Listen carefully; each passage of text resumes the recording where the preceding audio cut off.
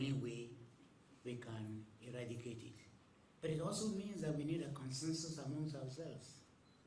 A few minutes ago, we were talking that everything you say, it depends upon which side of the political divide you are.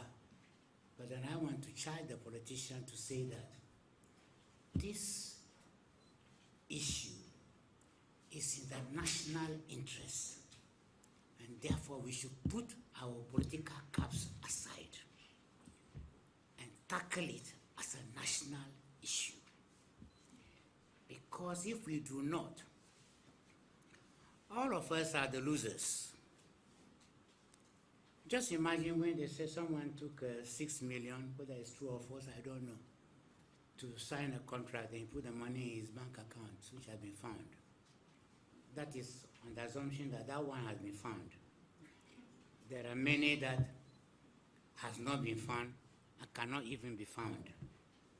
And yet when you look at the climate and you see television and you see children lying flat on the ground in a classroom,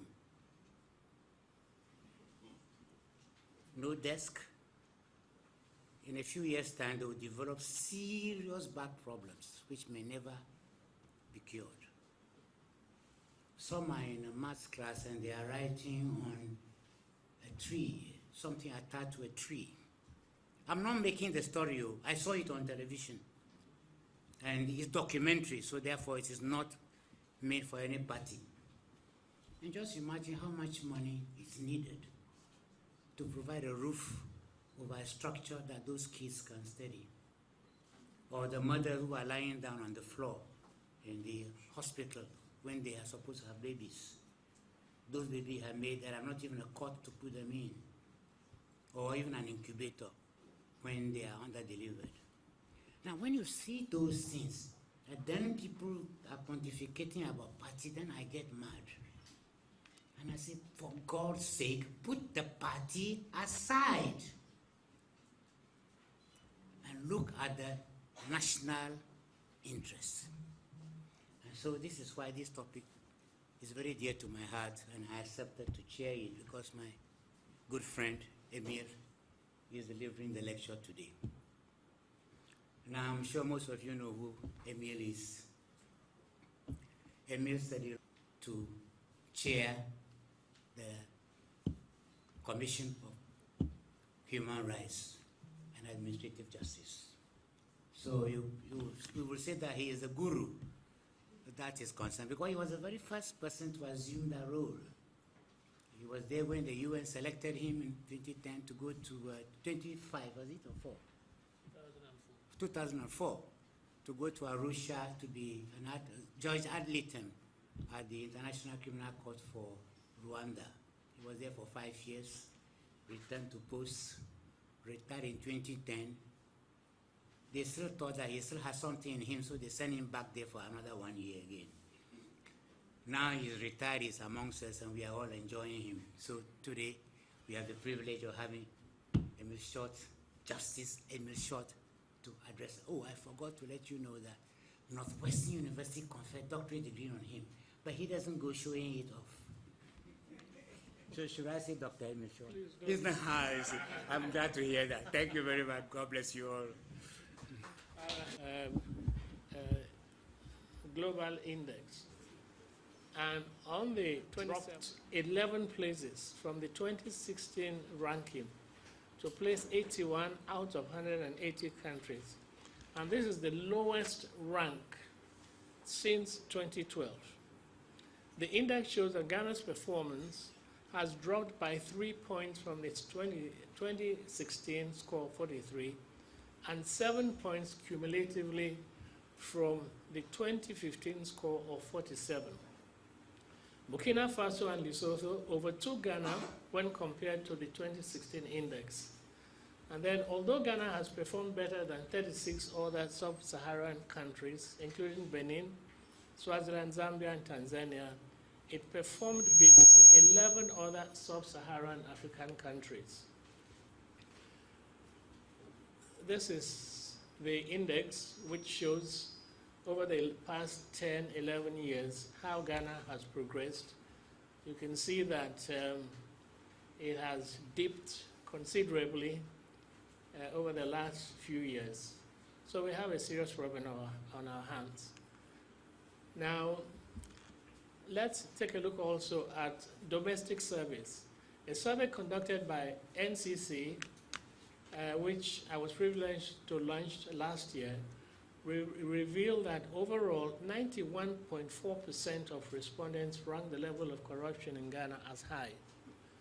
Then the CDD 2017 Afrobarometer survey also revealed that about 92% of Ghanaians believe that some, most, or all public officials are corrupt. And then a survey conducted by our own IEA on corruption revealed that corruption levels are considered very high by 72.1% of the respondents. Now let's look at the top corrupt institutions in our country. The police service always takes the pride of place. 28%, 28.6%, followed by the judiciary, unfortunately, tax agencies, Office of the President, and then the Immigration Service. There is a joke about the judiciary. There is this judge, the story is told about this judge who is so corrupt that he takes from both sides. So there was this case before him, and the plaintiff came to see him, and he told the plaintiff that the people wanted to bribe him, so he told the plaintiff that your case is very bad, but if you bring 4,000 cedis, I'll find 4 reasons to give you judgment. So he complied. So then came the day of judgment, and then he started reading his judgment. And at one stage, the plaintiff was happy, but as time went on, it looks as if he was going to give judgment for the defendant. Then he came back to the plaintiff. We call it judicial somersaulting. So eventually, he gave decision for the defendant. And then the plaintiff raised his hand and said, I have something to say. So the plaintiff said, my lord, I have 4 reasons why you should have given judgment for me. So the judge said, your opponent have 5 reasons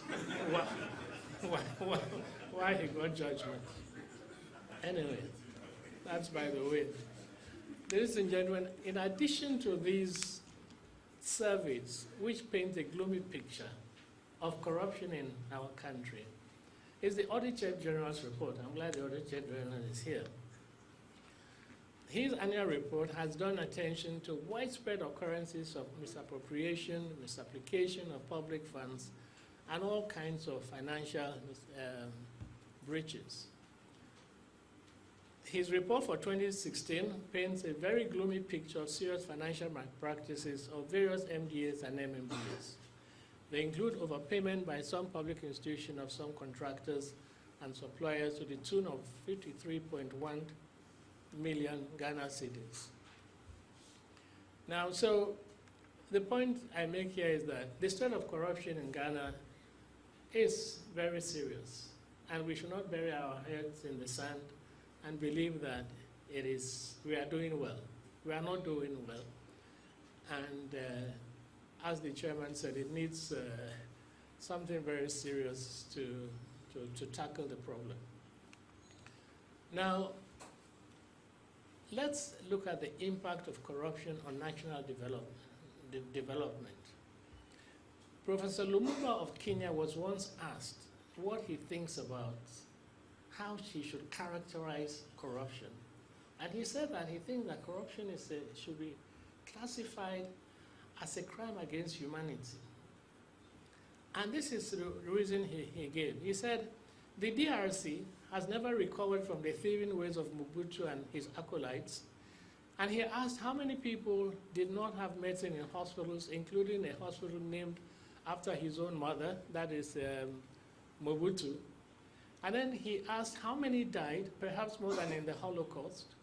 How many people, he said, have died in Cameroon in the 30 years that Paul Biya has been the president, and all that money stuck away in France.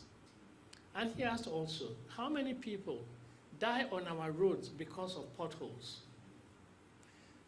And then he said, so in his view, given the devastating consequences of corruption, corruption should be characterized as a crime against humanity because of the devastating effect it has on the population. And so he concludes that corruption is a crime against humanity for which the punishment should be the ultimate.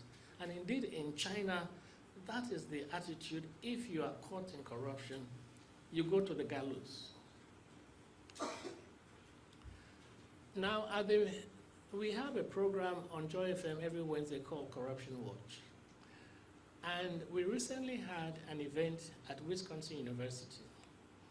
And at that event, it was pointed out that the arson by 12 individuals of the Central Medical Store in Tema resulted in a loss of 350 million cedis, which could have constructed 80 kilometers road, provided 206 unit classroom blocks, and 100 community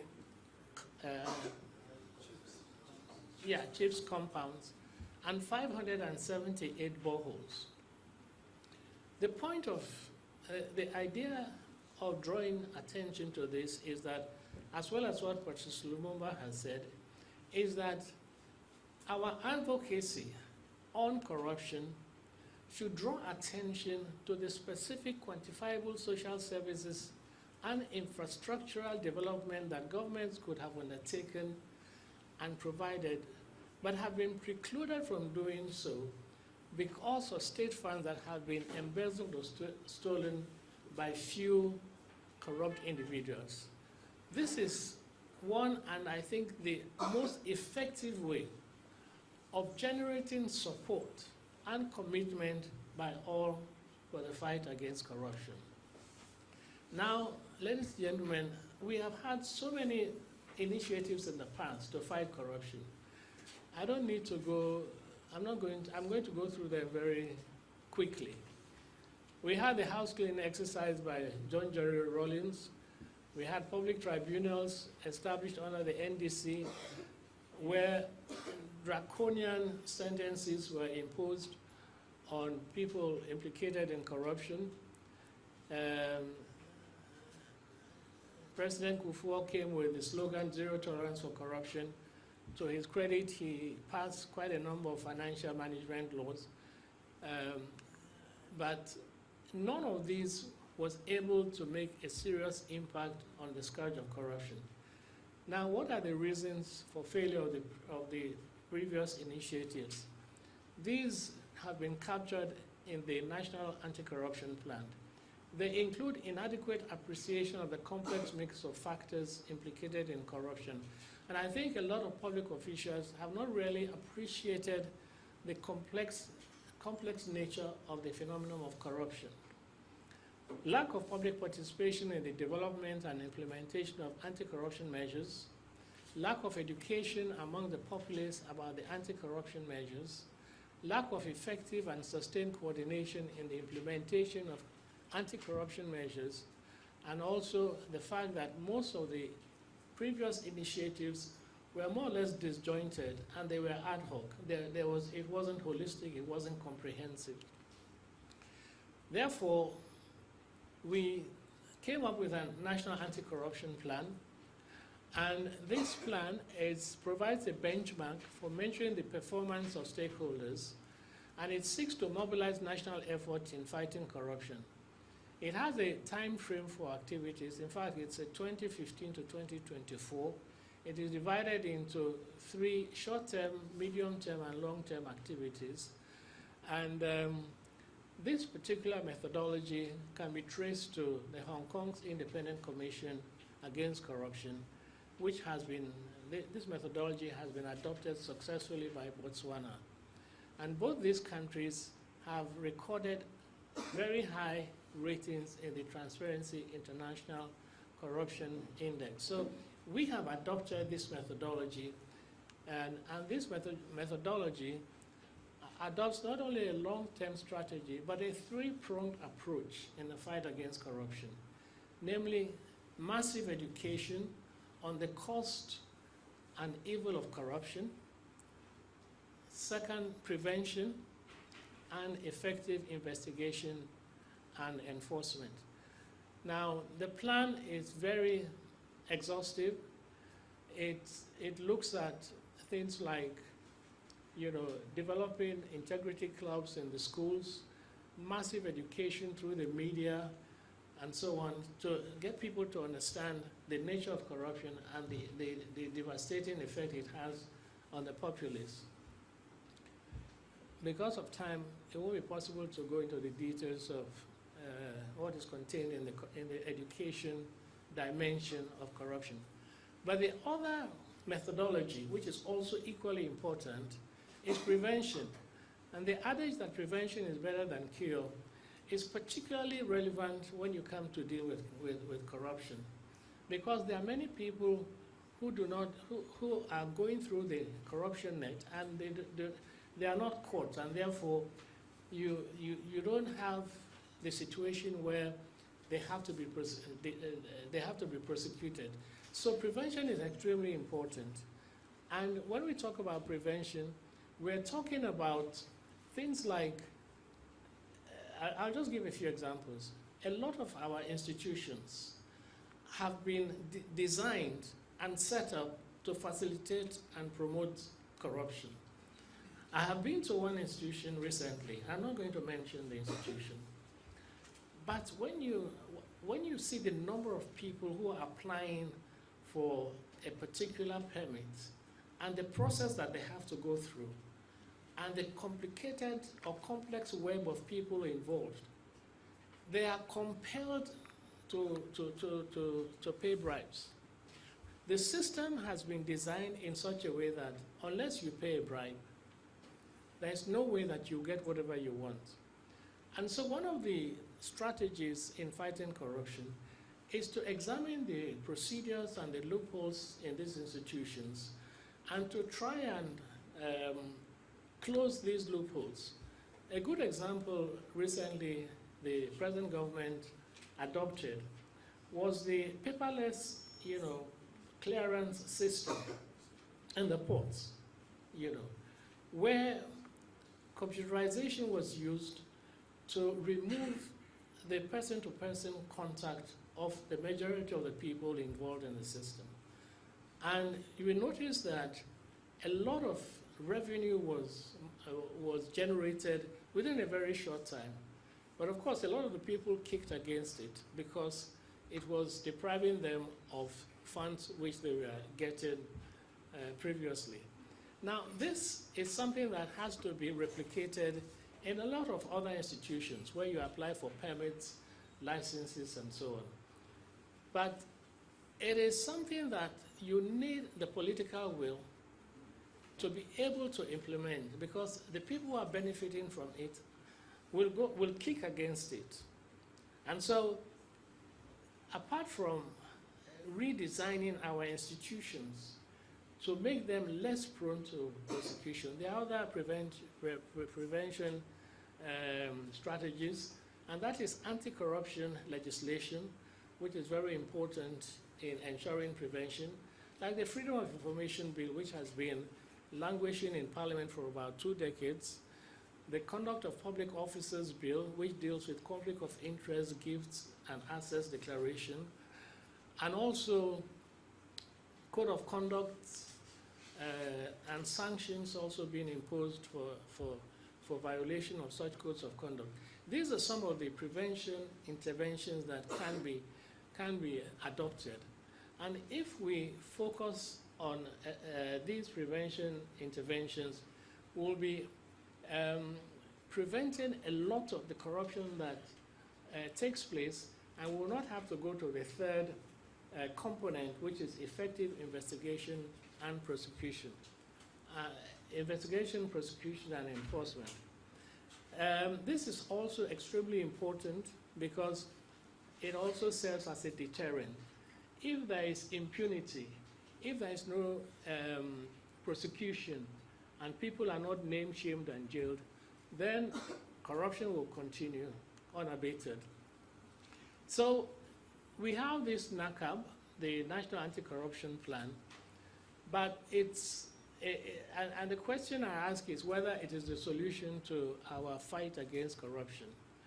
There has been a comment or a commentary on the plan, and what the author said was that it is too broad, and that he suggested that a much narrower focus would have been much better. And it's important to point out that SHRAJ itself which is responsible for translating this document into practice, has not had very good success in implementing it, because a lot of the MDAs and MDAs are not cooperating. For example, in the report which SHRAJ issued, it said that less than half of MDAs and MDAs were not cooperating with the institution in implementing their sides of the corruption plan. The other problem, of course, faced by SHRAJ is the financial aspect. SHRAJ is not adequately resourced to be able to implement the anti-corruption plan. And as I pointed out, the low participation of MDAs and MMDAs is also a serious obstacle to the implementation of the plan. Now, I want to spend a little bit of time on the NPP agenda to fight corruption, because it is the government in power, and therefore what I'm trying to look at is whether the present government can make a significant impact on the fight. Now, if you look at the manifesto of the NPP, it listed a number of activities which it said it was going to undertake in order to fight corruption. And I'm listing all of them because I think that we must examine very carefully what the present government's agenda is. The first one is the establishment of the Office of the Special Prosecutor, which it says will be independent of the executive. The second one was effective monitoring of asset declaration by amending the law to require the Auditor General to publish periodically the list of persons appointed under Chapter 24 of the Constitution, that is public officials, mentioned in the Constitution, and then amend the law relating to asset declaration to provide for sanctions, which may include forfeiture of appointment, and Parliament will be called upon to amend the law to provide for public disclosure of asset declarations, then enact, popularize, and enforce a comprehensive code of conduct for public officials so as to give full meaning and effect to the provisions of Article 284 of the Constitution, which is on code of conduct for public officials, then amend the relevant sections of the Criminal Offences Act to make corruption a felony rather than a misdemeanor, ensure the passage of the Right to Information Bill, and then introduce legislation to improve prevention, detection, reporting, investigations, and prosecution. Another item, activity which the manifesto indicated was strengthen institutions like Parliament, the judiciary, and other state institutions, and resource them sufficiently to be effective. And then ensure the strict enforcement of the Public Procurement Act. And we notice that we now have a Ministry of Procurement. And then lastly, sponsor the establishment of an interactive website for public reporting of corrupt practices in accordance with the Whistleblowers Act. Now, of all these activities, the one that has been seriously pursued has been the establishment of the Office of the Special Prosecutor and the appointment of Mr. Amidu as the Special Prosecutor. Almost all of the remaining agenda remains to be implemented.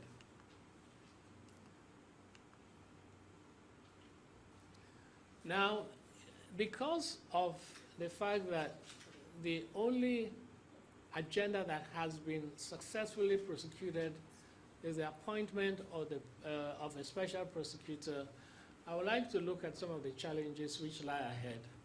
I think that most people were glad to see that Mr. Martin Amidu had been appointed as special prosecutor, and a lot is expected of him when the office really gets going.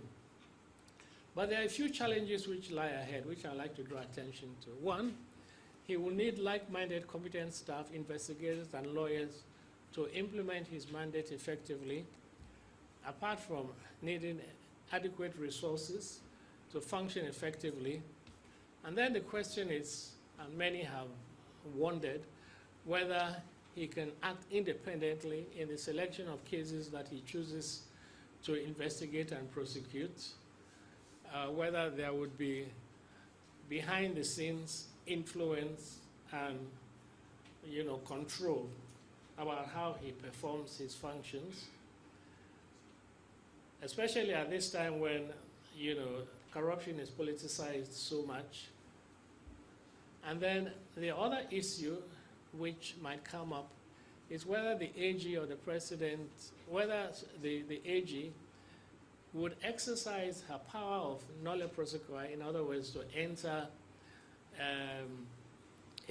to discontinue a prosecution which the special prosecutor has mounted. Theoretically, the Attorney General has that power, and theoretically she can do that. The question is whether that would ever happen. So the special prosecutor is yet to become functional, and I think we must wait and see how the office functions. But I think that a lot is expected from the special prosecutor, and we are hoping that in the not too distant future, we are going to see a number of high-profile prosecutions, which I think would raise the level of the ranking of Ghana, both internationally as well as domestically. This is the expectation of most of us. So, ladies and gentlemen, let me just conclude. And let me say that in my discussions with a number of people in authority, many people have expressed skepticism about past government's efforts and even present government's efforts in the fight against corruption. Some have told me that there are a lot of people in high public positions who are complicit in corruption, and that they don't think the political will exist. But I think the present government has only been in office for a year, and so we must suspend judgment for the time being. But most of these people I've spoken to also have agreed that we have a serious problem on our hands. And unless something drastic is done, and in view of the magnitude of the problem, it is not likely that we're going to be able to see any quick gains in the fight against corruption. Also, I think that today, corruption doesn't have the stigma that it ought to have. Indeed, there are many people who indulge in corruption, and they flaunt their wealth, and people admire them. And I have never understood why, for example, if an ordinary person is caught stealing even just 5 or 10 cedis, maybe in the market, people around will try to lynch the person, the culprit. But yet, if they are told that somebody has stolen or embezzled 1 million Ghana cedis, there's no reaction. So you wonder why the mindset of, we have a lot of work to do to change the mindset or attitude of the public. and their reaction towards the fight against corruption. That is why the first component of massive education is so critical, and I don't think we're doing enough of that. We are not conscientizing the people enough. We need to arouse the anger, the indignation of the public so that, and because that is the only language that the politicians understand. You know, if the politicians know that the people, the masses, are really going to kick against them during the elections, then of course they will sit up. And so I think that is something that is extremely important, and too many people are indifferent to the problem also, partly because they do not appreciate the negative impact that corruption has on national development, as I demonstrated earlier. So let me conclude with a few recommendations which I have for consideration of government. Corruption, in my view, is such a complex phenomenon, and previous attempts have shown that the politicians have not really understood the full implications of the menace, and therefore have not done enough to tackle the problem as robustly as it should. So one of my recommendations is that government should consider establishing a small team to implement its agenda on anti-corruption and to spearhead, oversee, and coordinate the implementation of the National Anti-Corruption Plan.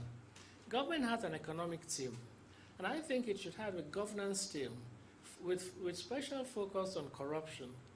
The previous government had, and I don't know whether you can call him a corruption advisor, but a governance expert in the person of Mr. Daniel Batidam. There's a lot of controversy about his performance in that office.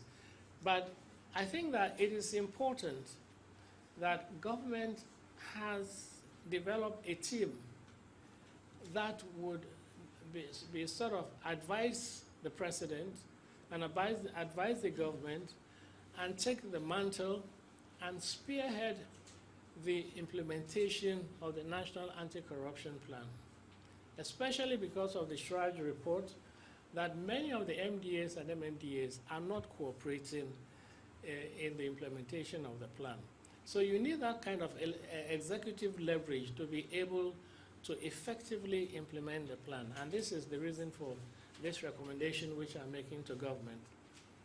Secondly, I think IEOCO, which is doing a very good job, should be made an independent institution, free from the control and influence of the Attorney General's department.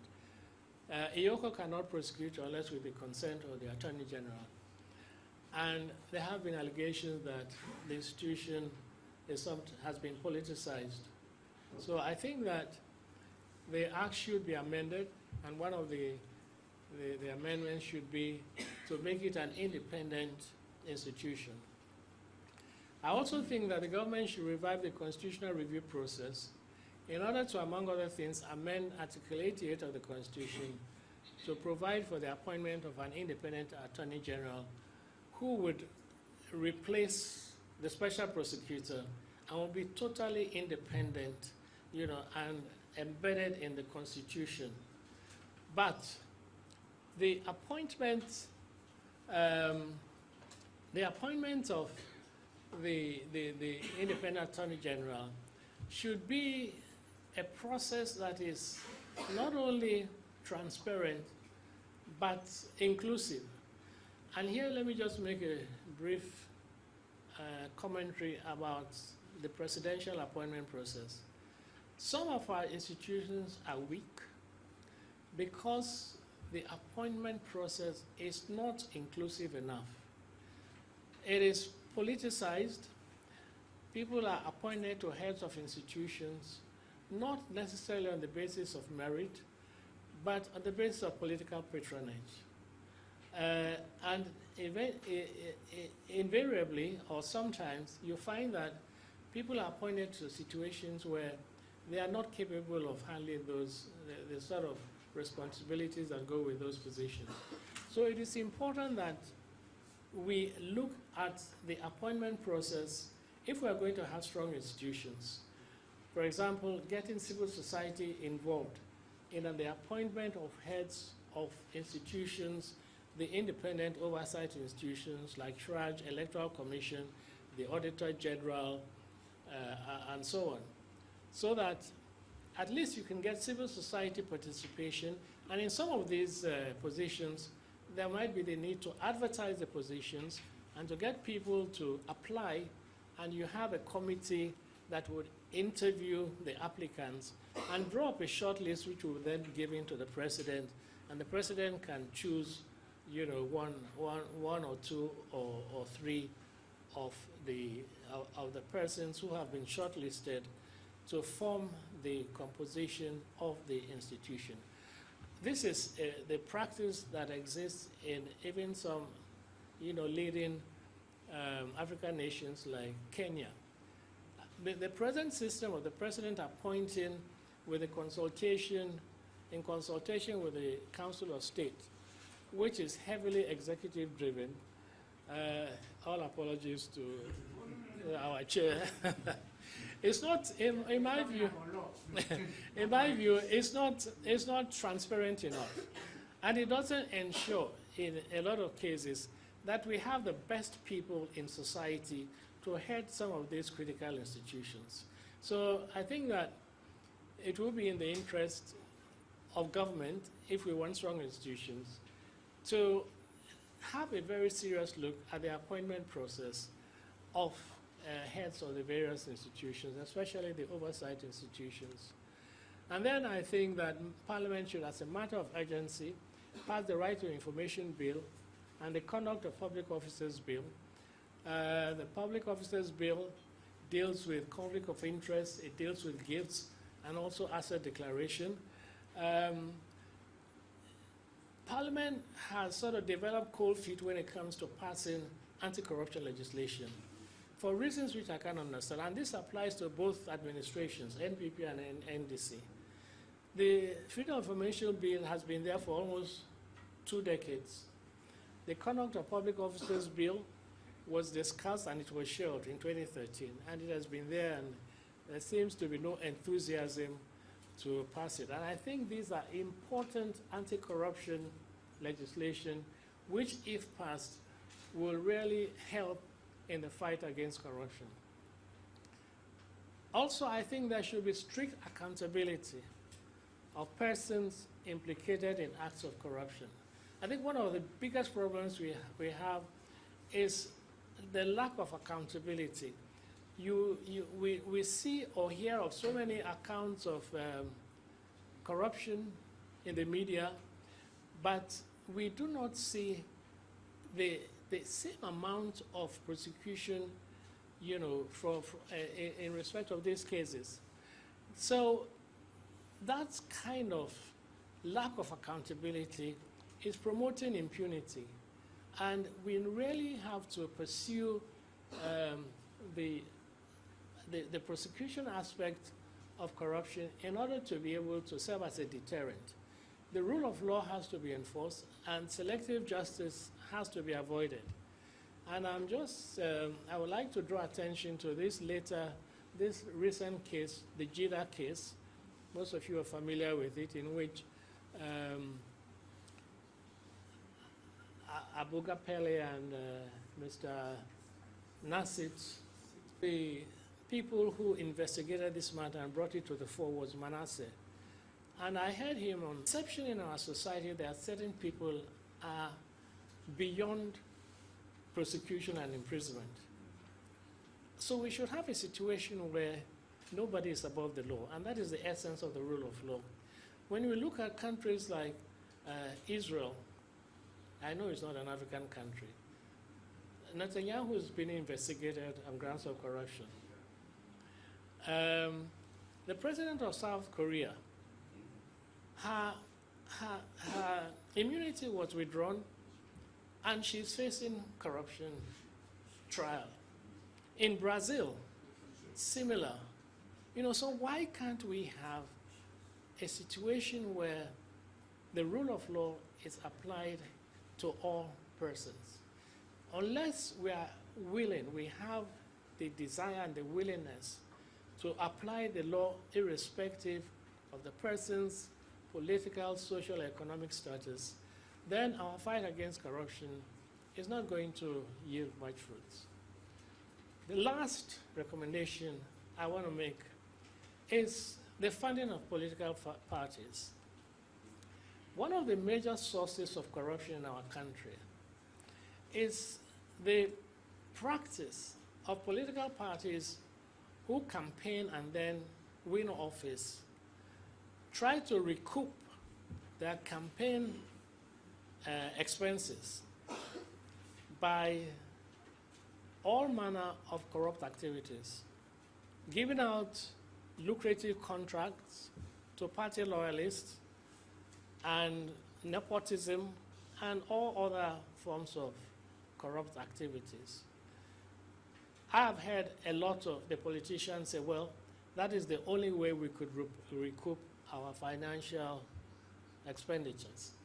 So maybe there is a need to look at some limited funding of political parties in the hope that it will address to some extent the practice of political parties when they win power, trying to recoup their expenses. Of course, it's a very controversial proposal. There are some people who will tell you that it won't make any difference. Prevention, interventions, as well as effective investigation, prosecution is the key to a successful fight against corruption. I thank you very much.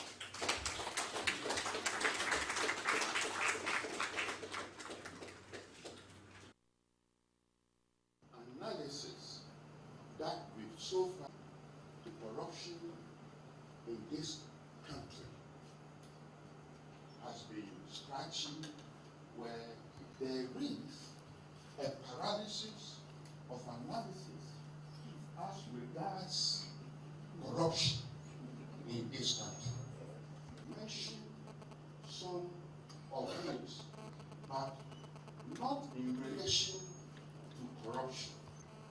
It's the Constitution. Our Constitution promotes corruption. The Constitution. And the powers that the Constitution has given him, he has realized that he's not a Superman. So he's getting people to help me in to discharge the duties which the Constitution has given to him. You know, effective use of power is the supervisory presence of the one exercising the power. He alone cannot be the powers given him. He's not ubiquitous. He cannot be everywhere. That's why, for me, in my analysis of the situation, that's why he has brought in hundreds of ministers. And this will not occur well for our nation. Then the other C is because, Your Excellency, Honorable, you mentioned the Archbishop. The other C, I would say, is the church.